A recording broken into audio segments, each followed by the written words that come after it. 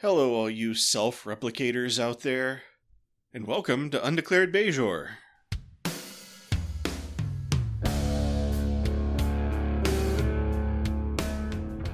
Are we talking like asexual reproduction or Any kind. Okay. Sexual reproduction even. Oh yeah. My name is Fletcher, about to say hello is Data. Hey. Today, we're going to recap and discuss Season 5, Episode 26, and season finale of Star Trek DS9, Call to Arms.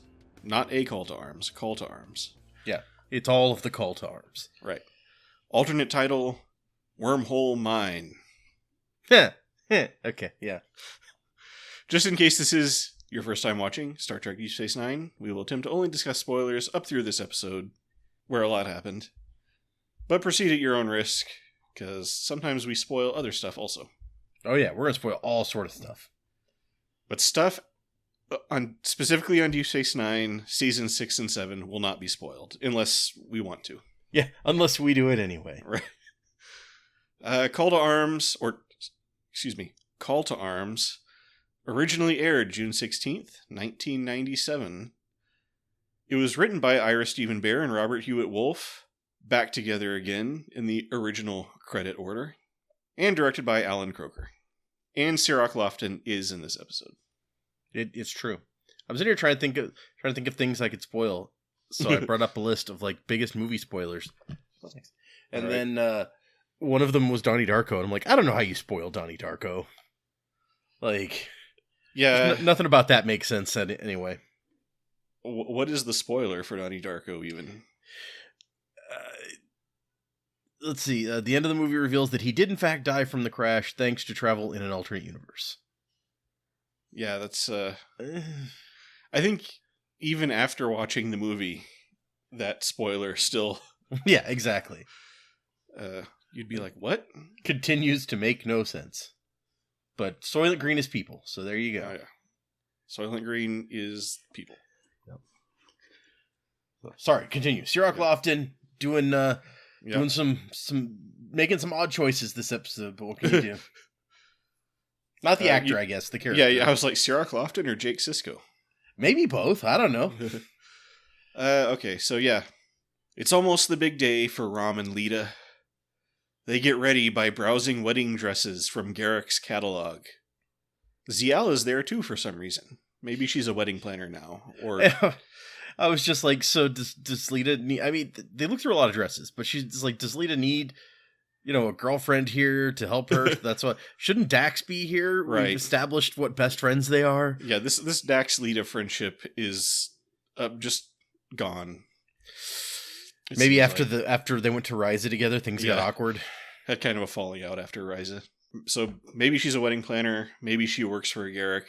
Anyway, Leeta rejects a wedding dress, which at first I thought was labeled Russian traditional, and I was very confused. No, Ryzian. But yeah, when I went back and looked, it was a Ryzian traditional, which makes way more sense. Well, yeah, I would have rejected that dress also, to be fair. But so on the one hand, it's like, man, she sure did look through a lot of dresses. But then on the other hand, it was like, apparently these are from all across the galaxy or something. So I was like, yeah, 150 something?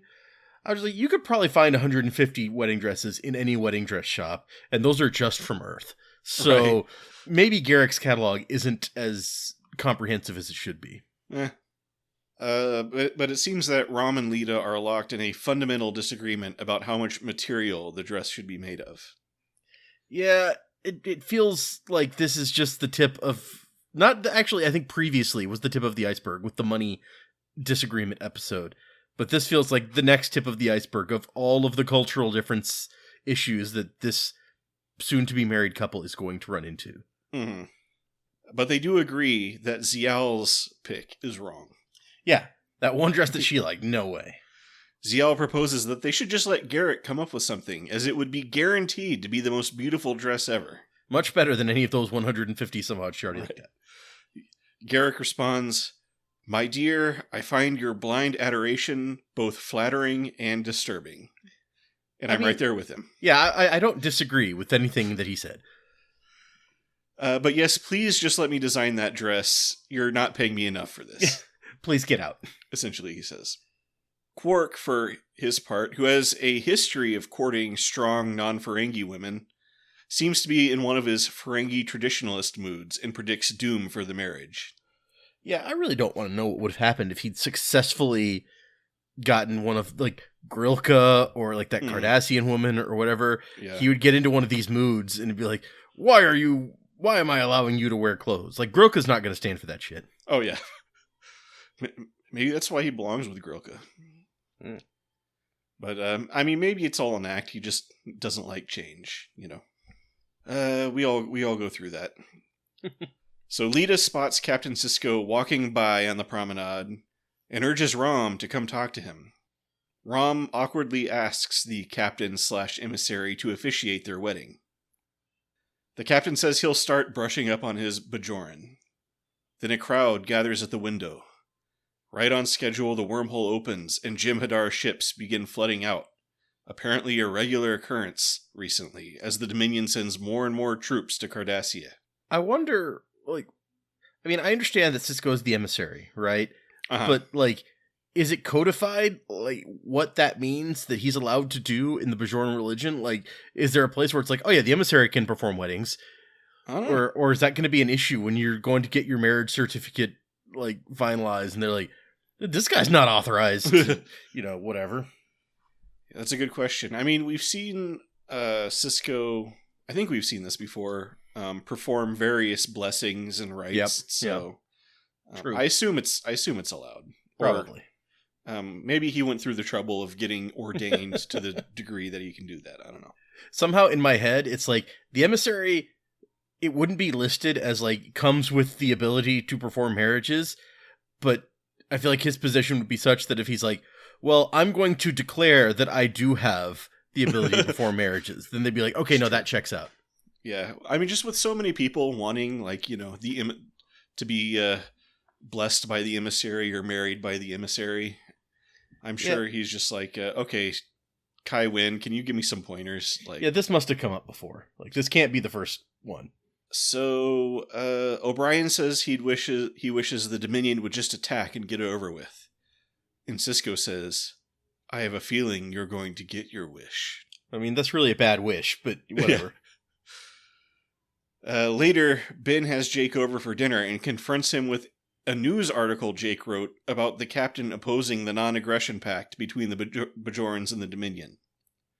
So I'm a little confused if it's supposed to be a secret that he opposes the pact, or... Well, my thing is, I don't feel like he did. Like, he told Kai Wynn to basically, like, string it out for a bit, and, like, we'll try to determine what's best for Bajor. So I feel like saying that he opposes the... I feel like that's taking it a bit far. Yeah, that's true. And maybe it's, like, a conversation with Jake that we just didn't see where he's like, oh, no, I oppose this. Yeah. But, I don't know. You know, like, yeah, in private, he said, I really don't want them to sign that pact or whatever. But, yeah, you're right. He totally was like, let's wait and see the best option. But, yeah, Jake reveals that he now works for the Starfleet News Service. Ben is annoyed, but clearly proud enough to get over it. Yeah, this is some good father-son relationshiping here. Sure. Where it's just like, no, but, you know, I'm happy for you. Next time, just, you know, warn me first or something. Right. And then he does the little things like, can I quote you on that? And it's like, okay, stop. Too soon for that joke. Yeah. Kira, Dax, and Odo discover a smuggled shipment of 10,000 rapages of Yamek sauce. That's twice as much Yamek sauce as the Noje Consortium had. Oh man, you could trade this for all sorts of land, or right. You could get like self-sealing stem bolts or whatever. Terapates or whatever. Yeah. Possibly there's an embargo against Cardassia, and the sauce needs to be smuggled. I don't know why you would need to smuggle sauce, but I was wondering that myself. I was like, so is he just trying to avoid paying the the taxes? Duties on like this much sauce, or I don't know. Yeah, but the obvious culprit is Quark.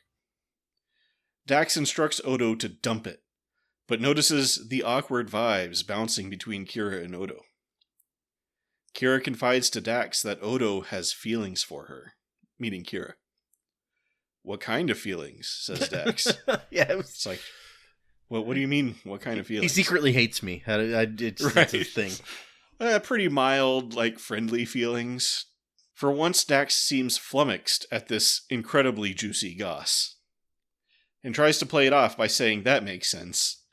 But Kira quickly catches her in that lie.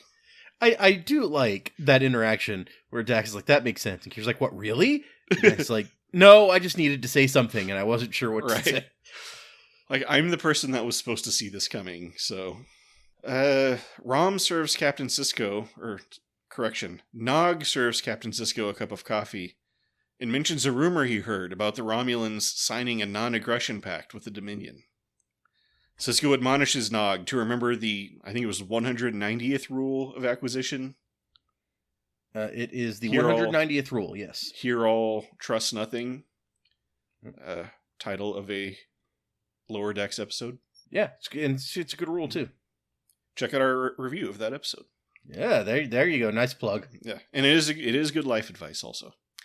But as soon as Nog leaves, Sisko calls up Starfleet Intelligence. The senior staff gather to discuss. Worf always knew the Romulans were without honor, which, I mean, yeah, no shit. Like, everyone knew this, Worf.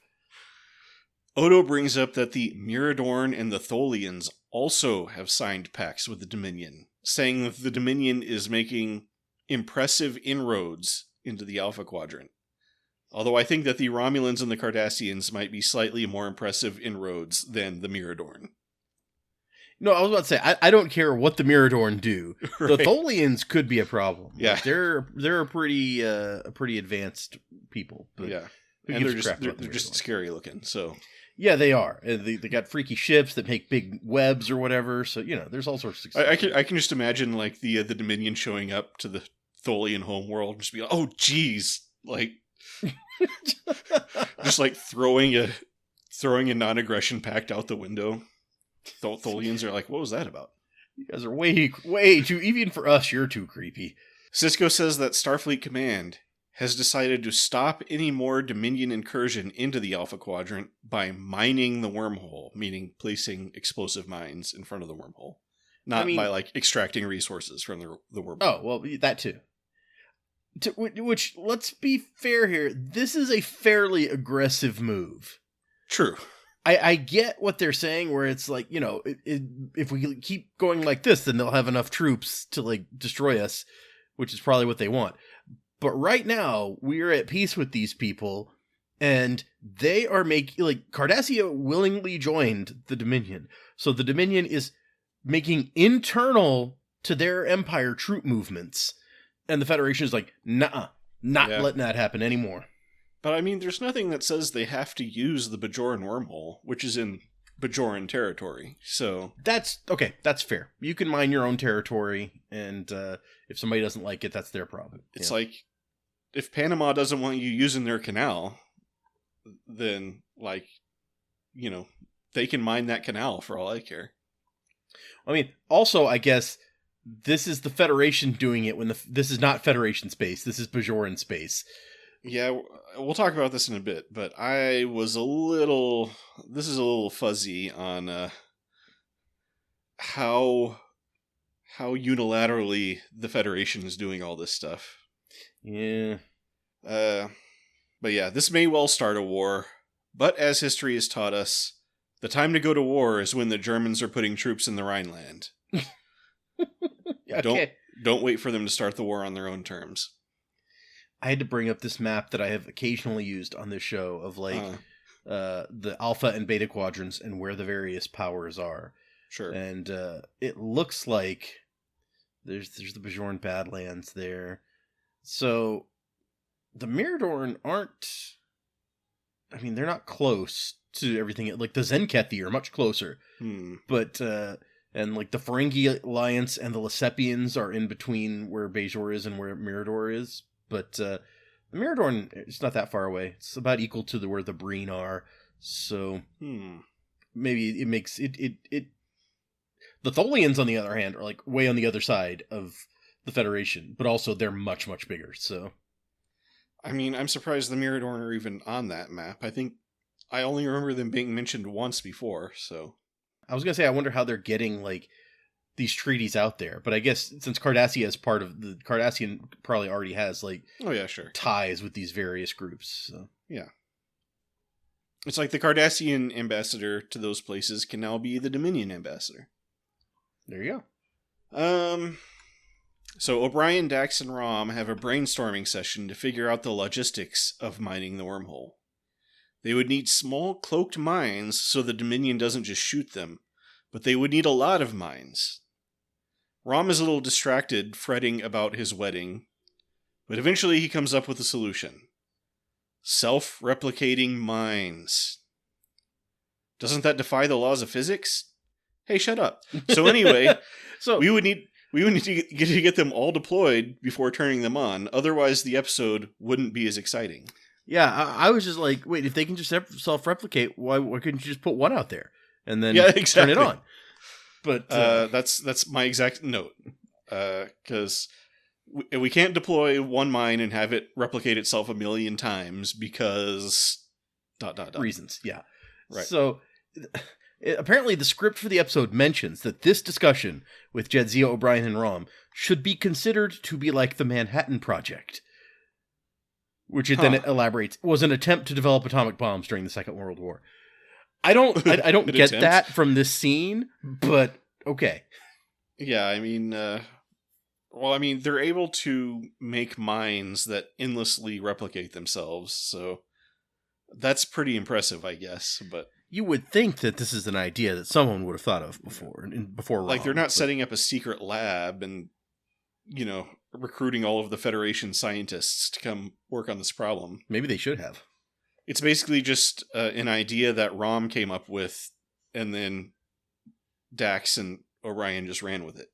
So anyway, yeah, they break up to go work on this plan and or go to waste extraction, which is Star Trek code for the toilet.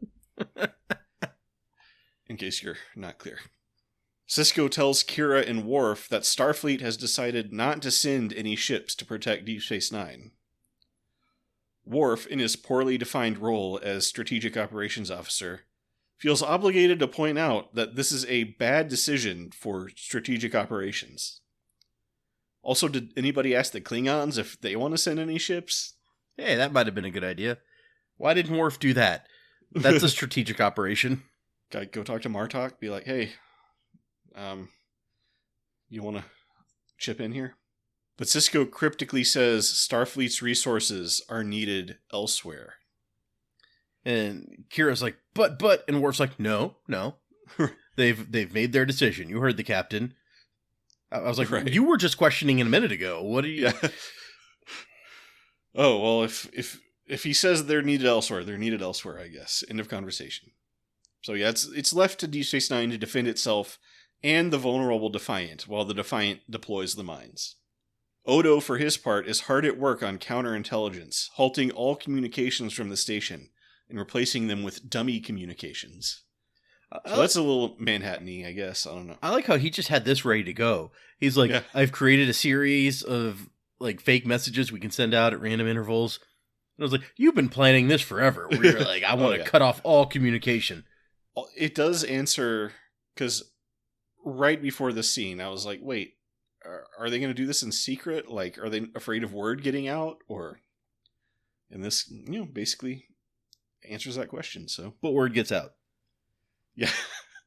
Apparently he didn't do a very good job, or one of those random communications was like, we're mining the wormhole. And Odo's like, damn it. I should have left that one out. Yeah, so Odo tests the waters with Kira by telling her he was thinking of asking her out. And when she doesn't respond positively to that, he bails out with the, but I'm totally not going to, reversal. Kira is relieved at only having to worry about their impending doom from Dominion attack. Yeah, very relaxed. The Defiant gets to work deploying the mines, so Weyoun shows up to Deep Space Nine to ask them to stop that. Sisko says no. Well, what if we only send civilian aid through the wormhole? Says Weyoun. Let me think about it, says Sisko. But as soon as Weyoun leaves, Sisko's like, oh yeah, they're totally going to attack. Yeah. So Jeffrey Combs is quoted in here saying he enjoyed filming that scene. He's saying both these characters know, like good diplomats, that what we're saying sounds good, but is complete and utter nonsense, and that the exact opposite is true. It takes a lot of bravura to look at someone and appear absolutely genuine in your conviction that you mean them no harm, and yet you're just waiting to slip a knife into their ribs when they're not looking. It's honorable, yet dishonorable at the same time.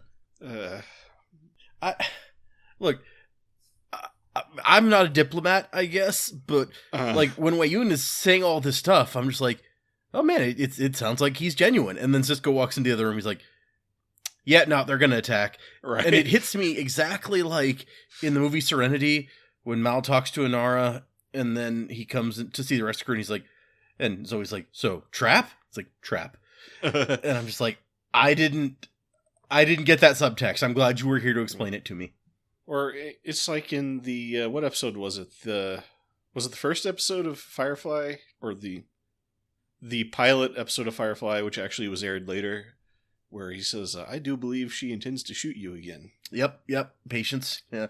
That one I got from her that I'm like, I don't trust anything that she's saying, essentially.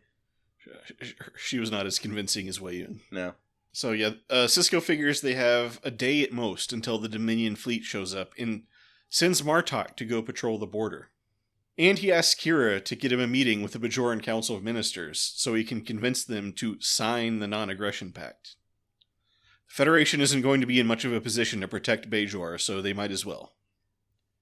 Yep. So that whole thing finally comes to pass, where it's like, clearly this is why these are the locusts from Once Upon a Time, even though no one ever refers back to that at any point, I don't think. Right. But it's like, here we go. Like, if Bajor joined the Federation, then this episode is where Bajor would have fallen, and it would have been bad.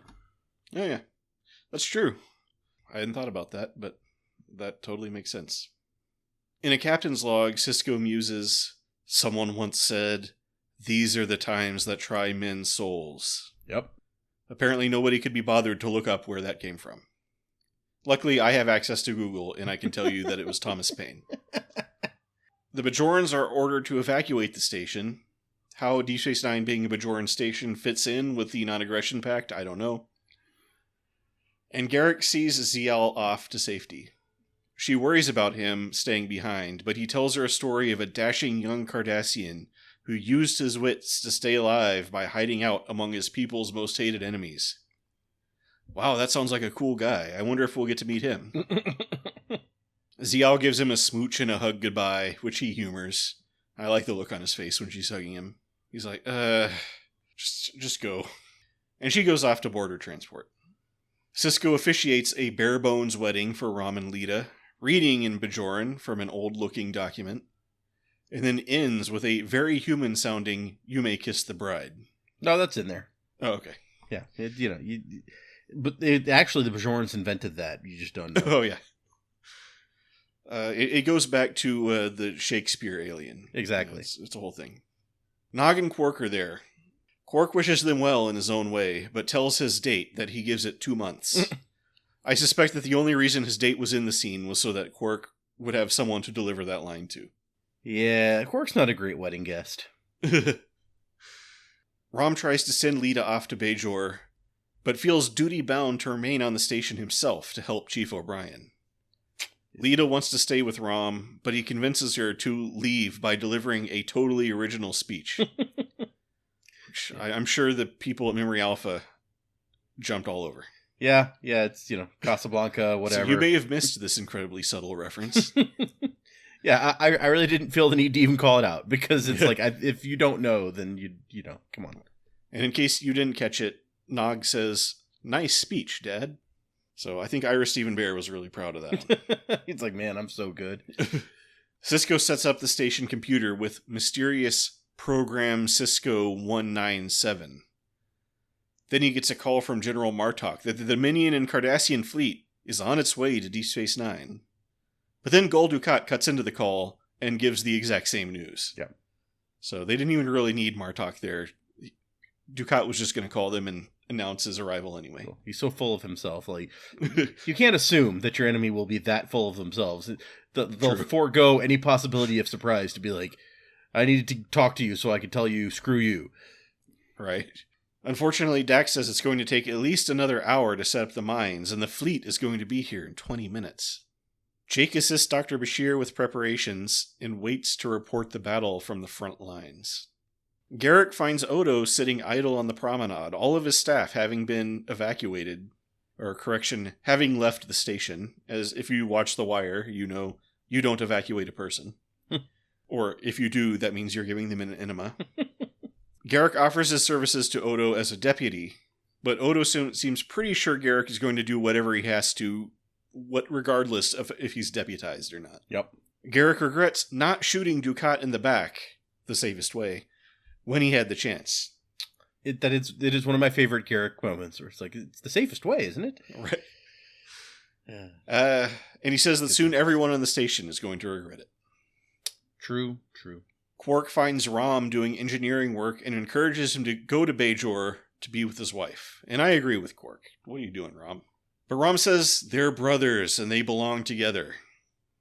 So Quark gives Rom a little kiss on the head, which sounds weird, but it was a sweet moment. Yeah, no, this is possibly the sweetest Quark-Rom moment we've ever had, because those don't come up very often. Right. Kira goes to Ops to issue a pro forma demand from the Bajoran government for the Federation to turn over the station. Then when Sisko declines, she reports for duty, seeming to put her entire planet at risk by violating the non-aggression pact. Nobody will know. It's fine. Aboard the lead Dominion ship, Damar is back. Good for him. We haven't seen him since... I think the beginning of the season. Did we even...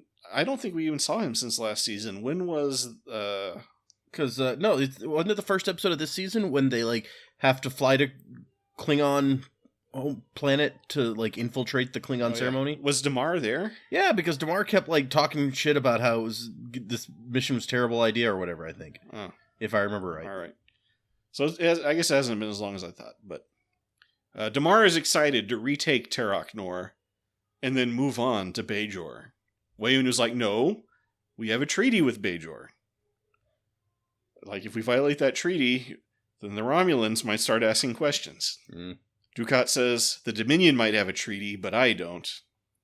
Weyoun says, no, you're going to honor the treaty too, as a Jem'Hadar soldier looms menacingly just barely out of focus behind him. I mean, you joined the Dominion, Dukat. This was your idea. Right. You can't now be like, well, the Dominion has a treaty. I certainly don't. Right. That's not what we're doing here. You are a part of the Dominion, so...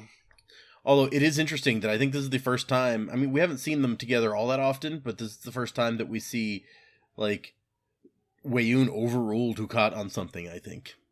Oh, yeah. But yeah, Dukat is like, yeah, right, that's what I mean. We'll honor the treaty. Damar announces that they're within weapons range, and Dukat gives the order to fire. A big exciting space battle ensues. The Dominion's fancy weapons are having trouble getting through the station's shields, and Weyoun is perplexed, but Dukat is like, nah, they do stuff like that. Yeah, they make improvements. Who knew? Right. Weyoun's like, but our weapons worked, and would work forever, right? Come on. Apparently... Some of the damage and battle footage during this episode is reused from The Way of the Warrior, Emissary, and the Voyager episode Caretaker, with different ships or backgrounds. Ah. Yeah, I think there was one shot of an exploding Jem'Hadar ship that looked familiar, but what episodes did you say? The Way of the Warrior, which I'm guessing is, there was a fight around Deep Space Nine, so that's probably some Deep Space Nine battle damage. Right. Emissary, where, I don't know, was the station damaged in Emissary? And the Voyager episode Caretaker. And then some of the Defiant being attacked by Jem'Hadar ships was reused from The Search Part 1.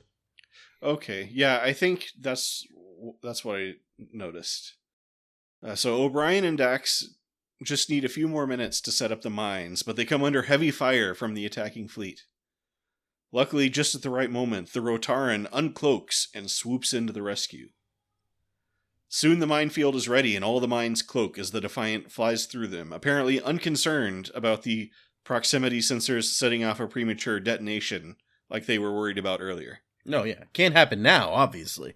Weyoun is upset, but Dukat says, don't worry about it. Let's just retake the station and then take our time figuring out how to take the mines down again. Which, now that you're here, yeah, what else can you do? Right, yeah, that's the obvious thing to do. It's like, oh, I guess let's just go home now. Yeah, let's cry about it and leave, I suppose. In Ops on Deep Space Nine, Sisko can see the writing on the wall for how this battle is heading and orders a complete evacuation of the station.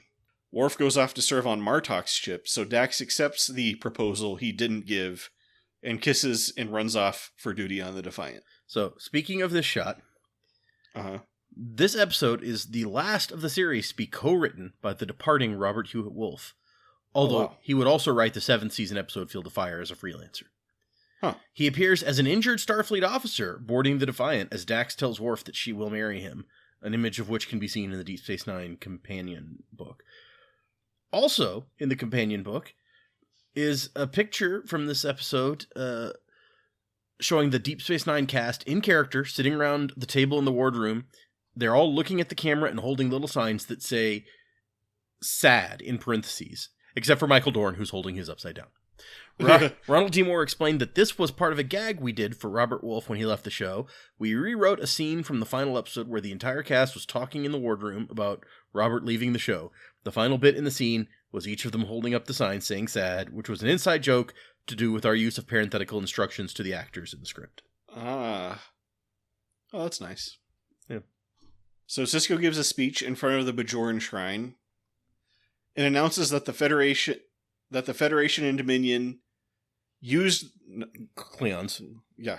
The Federation and the Klingons used the battle as an opportunity to launch a surprise attack on the Dominion shipyards on Toros 3. So that's what you do. You goad the enemy into attacking, and once the war is declared, swoop in with the sneak attack you were planning the whole time. I don't even know if the war was declared then. Like, I don't know. The Federation may have just Pearl Harbored the Dominion. They're like, did the Dominion attack yet? Oh, no. Oh, shoot. Well, we blew up their shipyards, so... then Sisko basically says, I shall return. Yep. Here to this place where I belong. Then Linkin Park starts playing. No, actually, he beams away right from where he was making his speech, which is a pretty cool exit. Yeah. When he gets to the Defiant, he sees Garrick there, who asks if he can come along. He doesn't really feel like staying around to get captured and executed by the Cardassians. Which, yeah, with Dukat leading them would absolutely happen. Oh, yeah. So I feel like you should have brought this up before, or you could have just left with Ziyal. There was no reason for him to stay. I guess he didn't want to go to Bajor either, but... Yeah, I mean, well, she even tried to get him to come with. And he was like, no, well, you're half Bajoran, you'll be at least half accepted there. Yeah. So, and he's like, I promise not to hack into the weapons and try to blow up a planet this time. Yeah, and if Worf was here, he would have something to say about this, but he's not, so it's fine. In a not quite believable moment of the episode, the Defiant and the Rotaran fly through a zillion Dominion ships who are all shooting at them, but somehow missing. Yeah, as this is happening, I'm like, this is not how cloaking works. Like, they're cloaking, and as they're half cloaked, you see, like, blasts going through them, and I'm like, no, this is the opposite of how cloaking works. Yeah, and then they cloak when they're already, like, halfway through the fleet. So I guess they just both remembered they had cloaking devices at that point. Kira and Odo go to Ops and welcome the Dominion to Deep Space Nine on behalf of the Bajoran government. Then Kira initiates Program Cisco 197, which fries all their computers. Oh, that wily Sisko. He must have done that, like, after I talked to you. I don't know. Right. You put it on a time delay or something. Yeah. I don't know. Quark prepares for the Dominion by getting rid of all the root beer and trying to get his hands on some Yamek sauce. Yeah, it's unfortunate his big smuggled load got thrown out. Yeah, it all got dumped. It's all just floating out there in space. I was wondering, I'm like, did they seriously just, like, let the space junk float around near the station, or... I don't know. Maybe they dumped it down the toilet or something. Down waste extraction. Yeah. Rom reports for duty at his old job and immediately reveals that he's staying behind as a Federation spy. So clearly he didn't have time to get any actual spy training. Like, no, yeah. Don't tell anyone you're a spy. Then Rom sees Jake hanging out in the bar. Jake has suddenly leveled up like 5,000% in his commitment to being a journalist and chosen to stay on the station to report on the Dominion occupation. This is, I have to say, Jake has been maturing over the course of the show from, little kid who makes, like, dumb decisions with his buddy But this just screams to me like young, inexperienced, like teenager making dumb decisions on the spur of the moment, where it's just like, if you had spent any time thinking logically about this, you would know that this is a terrible idea. Well, I mean, he's at that age where he's free now from home, but he doesn't really have any responsibility. So this can lead to some weird decisions. I mean, you know what might have been great is if you could convince your dad to let you like be on the Defiant as a correspondent for the Federation News Service. Like, that's some frontline action happening that you could be reporting on. But yeah, that would be way better, actually. Or even you could even have like gone to Bajor, where it's like they have non-aggression pact with the Dominion, and also like they're at least friendly with the Federation. They would probably like let you send reports to the Federation if you wanted. Yeah. I was thinking, I don't know what the freedom of the press policy is in the Dominion. I think Jake might be in for a rude awakening. Yeah, I don't know if he's making some weird assumptions about how the Dominion feels about the press, but right. Yeah.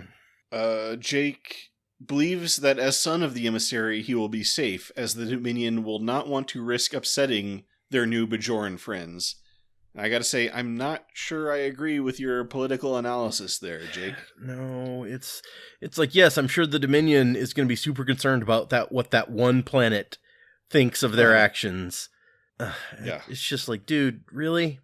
Sisko's mad when he finds out, but says, whatever, he's a grown-up, and we can't put the whole ship at risk just to go back and get him. The Dominion arrive at the station. Damar and Dukat are very happy, but Weyoun is not pleased about the high losses and the attack on the shipyard. Kira, Odo, and Quark show up to welcome them on behalf of the Bajoran government and the Promenade Merchants Association. Weyoun does some light Odo worshipping, and Dukat does some light Kira creeping. Yeah, I mean, both in character or in line with their character traits as we know them, so yeah. Yep. Quark gets nothing. And Weyoun and Dukat and Damar head up to Ops to get to work figuring out how to take down the mines. They enter Sisko's office and find it stripped of everything but Sisko's weird magic baseball sitting on the desk. Dukat takes this as a clear signal from Sisko that he intends to come back. Back on the Defiant, Sisko's like, oh crap, my baseball! That was one of a kind. A magic alien manifested that out of nothing and gave it to me. The Defiant and the Rotaran take their place in a fleet of like 1 million Federation and Klingon ships. So begun the Dominion War has. Apparently the idea for Sisko to leave his baseball behind as a message to Dukat was from Ronald D. Moore. That's all right. A note in here. And then there's several notes on this final shot with the big fleet. So it says the massive final shot proved to be exceptionally popular among viewers, who felt that it really set the stage for the upcoming season. The producers, however, reacted differently. According to Ira Stephen Bear, what we'd written for that scene was, quote, lots of ships, 2 little ships coming to join them. But what the effects people shot was lots of ships, 2 little ships coming, turning around, joining them, and then coming back together. It went much further than we wanted. It told the audience that we were attacking now. Like, okay, we're marshaling our forces and who we are to join up, which was never the idea. That changed the entire opening to season 6. We'd already written the opening of the first show, and Renee was like, guys, this doesn't work because the effects people have made the audience think it's something a lot bigger has happened. We have to address that. And so they had to completely redo the opening of season 6. I mean, I didn't take it as necessarily that. No, I agree. I didn't see it that. It feels like this fleet is going somewhere, for sure. Right. But, yeah, I mean, I don't know. I'm having trouble picturing what he wanted this to be that was so different from what it was.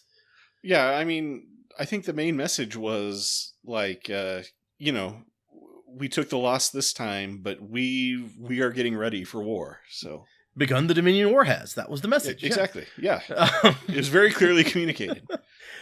This was also one of the last scenes where physical studio models were used in scenes like this. The last one occurring in the follow-up episode, A Time to Stand. Before the complete transition to CGI scenes for this sort of thing.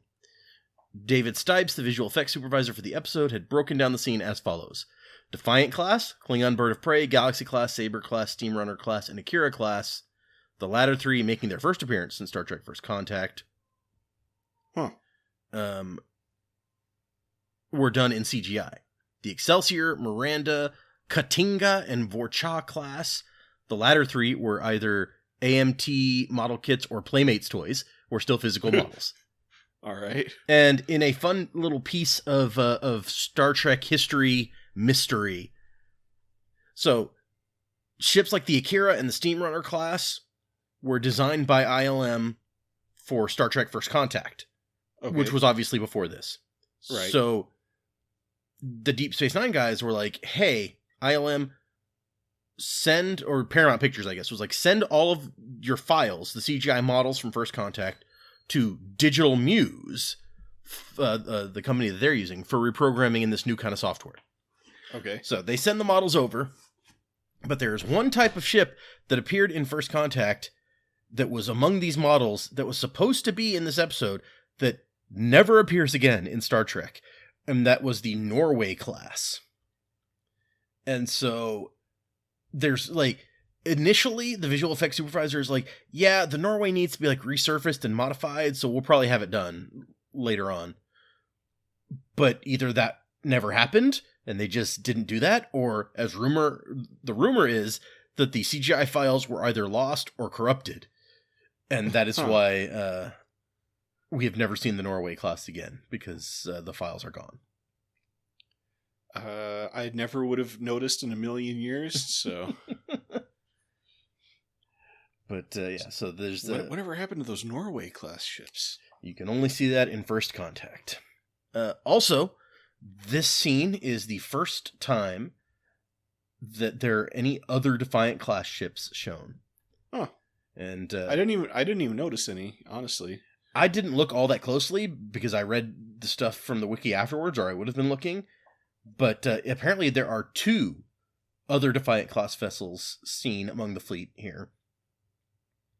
And is one of only 3 times that more than one Defiant-class vessel appears on screen at the same time. Huh. And so, with one of those times being... 2 of those times being Voyager episodes. Oh, really? So, yeah, this does, I guess, indicate that, because when we first got the Defiant, it was like, yeah, this was like a prototype that was never really put into production because it had all these problems. I guess that's changed. Well, you know, O'Brien was able to do such a good job with the Defiant. Like, yeah, he kind of reproved the concept. I guess they just had to send. Here's what O'Brien did: make the revamp the design to be like the O'Brien version of the Defiant. They should call it that, like the O'Brien. What would you call it? Variation. Sure. Also, in an apparent production error, both of the Galaxy-class ships seen at the end of the episode have the registry number NCC-1701D on the saucer section. You know, I was like, those have just got to be like copy and pasted Enterprise models, right? Well, I mean, we've had other Galaxy-class ships show up on Deep Space Nine. I feel like there should be models that we can use here. But didn't they use like the Enterprise model for the Odyssey or whatever? Oh, yeah, they probably did. So... I was looking at that. It's just weird to see multiple Galaxy-class ships. I don't know why. I mean, I guess that's something we haven't seen a whole lot of. There's at least one Next Generation episode with another Galaxy-class ship, but it doesn't happen that often. That's all the notes about that one shot, but it got a lot of attention. Okay. So Ronald T. Moore comments that historical parallels brought up during the story discussions on this episode include Napoleon Bonaparte's Pyrrhic victory at Moscow, the fall of the Philippines to Japan in 1942, and the evacuation of Dunkirk by the British Army in 1940. Huh, yeah. So I can see how most of those things... I'm not sure about the Napoleon bit, but... I mean, I was definitely getting, Douglas MacArthur vibes. Yeah. That one's pretty obvious, and I can see the Dunkirk thing also, to some extent, but... Yeah, maybe, although... I mean, the thing about Dunkirk was, like, all their troops were trapped there. Right, which is not what we were seeing. The thing about Deep Space Nine is, like, there were no troops there. That was their problem, But yeah. According to Robert Hewitt Wolf, the writers on this show prefer non-cliffhanger season finales. that left things open as to how they could begin the following season, as opposed to cliffhangers, which locked the writers into tackling a specific problem. Open-ended non-cliffhangers left the writers free to change things around if they wished come the start of the next season, and the writers liked this sense of freedom. It's like setting a table for yourself. You're not setting up a cliffhanger where you have to solve a certain problem. You should put out some Beetle snuff. You're setting up something to set up the solution. I don't know how Beetle snuff comes into this conversation, but okay. Maybe it's some writer inside joke. I don't know. It's definitely, it leaves you kind of hanging, but yeah, they could go.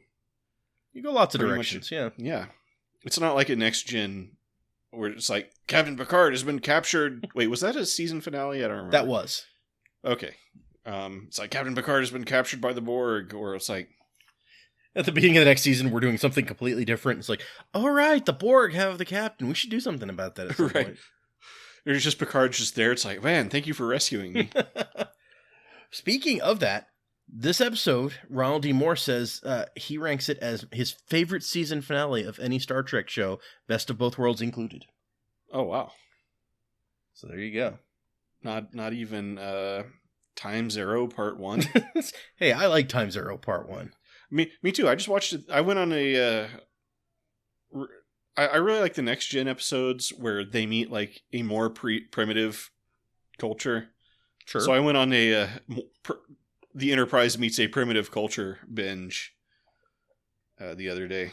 All right. I mean, that's a great episode. That's a great like pair of episodes. There's some of those primitive culture episodes that are pretty messed up, but yeah, like the one where Commander Riker gets blackmailed into having sex with what's her face? I was thinking the one where like the all black culture like wants to take Tasha Yar, but I did not watch that episode. Yeah. I very rarely go back that early. Yeah, no, that's fair. Next Gen. There's some good primitive culture episodes of Next Gen. No, I'll give you that. Yeah. Let's see. This is one of Ira Stephen Bear's all-time favorite DS9 episodes. He sums the episode up as being simply about goodbyes, and he wanted to make sure the audience understood this so that they would be ready for what was to come in Season 6. It's a big hint to the audience. I knew we were going to do something very, very bold the following season, and I wanted to prepare people for it, because we were already thinking of having this multi-part episode the next year that was going to turn the show around. So maybe that's a spoiler, but I think it's just enticing you. Like, oh my gosh, what's coming next season? Yeah. There sure were a lot of goodbye scenes. That's... Yeah, definitely. It goes on to list the various goodbye scenes in the episode, but I didn't feel the need to get back into that. Right. That is all my notes. All right. So, let's hop right into reviews, I think. Okay. So, why are you giving this episode a captain? Man, am I giving this episode a captain? You know what? Oh. You know what? I think, I honestly, despite knowing that we have to give these reviews at the end of every episode, I had not thought one little bit about what I was going to give this episode. So I'm legitimately like, what do I want to give the episode? All right. Look, we've nitpicked. We haven't nitpick of the week, but there were a few I felt were nitpick of the week worthy, but yeah, I mean, like the minefield, everything about the minefield. Yeah, anything about the minefields is a nitpick of the week, I think. But while there are a lot of nits that can be picked here, and we did, I feel like this is a solid episode in pretty much every respect. The character moments are really good. Like, I find it hard to give a single crap about like the Garrick Cial relationship in general. Oh, for sure. But they even had some moments that were amusing. The I don't know why we needed the Rom and Leeta thing rather to be bogey, but it was an interesting approach. And they're married now, and we got the nice stuff with Quark and Rom.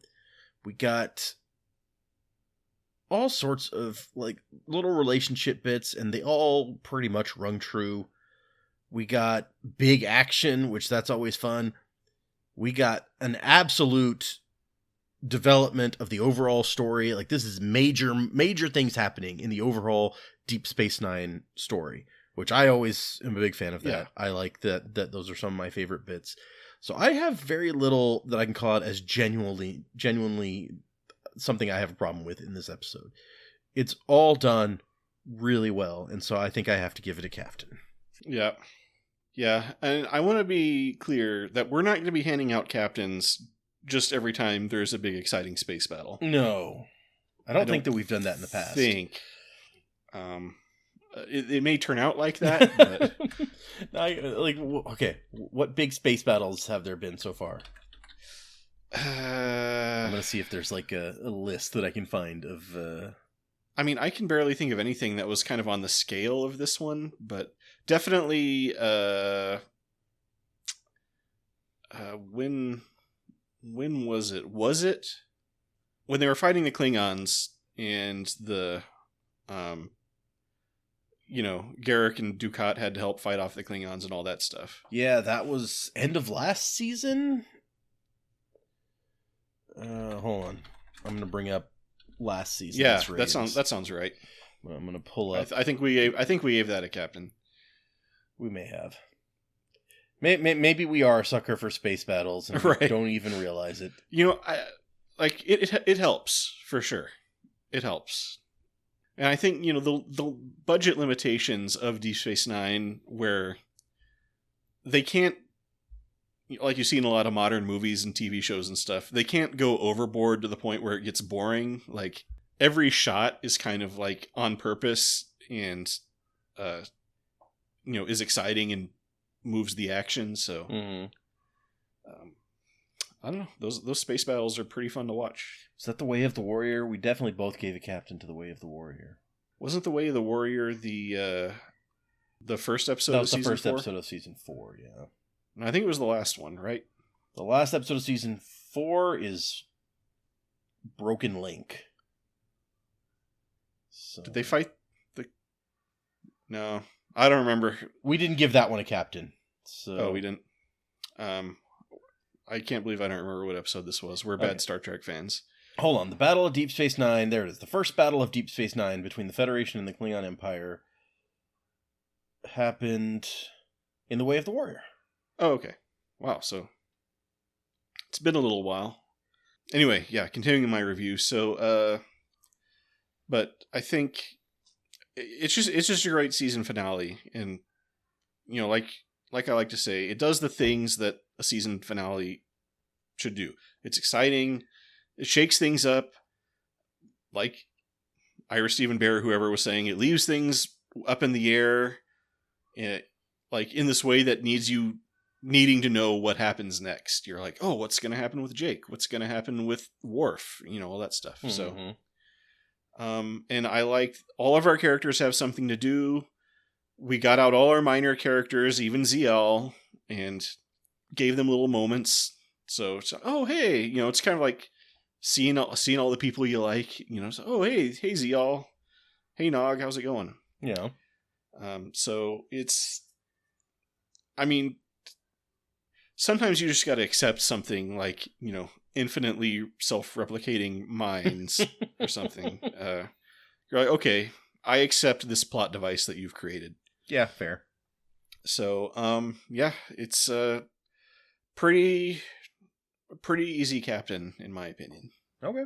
How about title? How do you feel about the title? I mean, it works. Yeah. I don't know that it's like memorable for me. Like it implies a battle. Yeah. But that could be a lot of episodes. And so, while I think that it fits, I don't know that it's all that clever or all that memorable. Yeah. Memorability definitely a problem, I think. But, yeah, it definitely works in the sense of like, all right, it's time to take those plowshares and turn them into spears, or whatever the saying is. I mean, so. Yeah, if you were like, what episode is the start of the Dominion War, and this was one of the options, I would be like, oh, okay, I see how those two go together. Yeah. But I don't know that if you ask me what episode was the start of the Dominion War, I could pull that name out of all of the names of episodes. Yeah, so it's kind of a little kind of like a workhorse of a title, but yeah, it's okay enough, I think. I guess we'll call it there unless you have any. I did want to point out real fast the Chief O'Brien mentions that Molly or not Molly, but Keiko and the kids are gone. So, good writing there. So if you don't see them, this is the current excuse for why they're not there. Yeah, right. All right. So, thank you for joining us today. If you like that discussion, maybe you'll like our discussion of Way of the Warrior, which I apparently have no memory of. So you can listen to that. You can find that, all of our past episodes, wherever you're listening to this. I did finally break down and succumb to the forces of evil and put us on Spotify. I don't know if saying that will get us removed from Spotify, but so if you prefer Spotify, you can go over there. If you want to leave comments, you can do that on YouTube. My name is Fletcher. About to say goodbye is Data. Adios. We look forward to seeing you for our next discussion, which will be the season wrap-up. But remember, don't stand between me and the Ryzian traditional dress.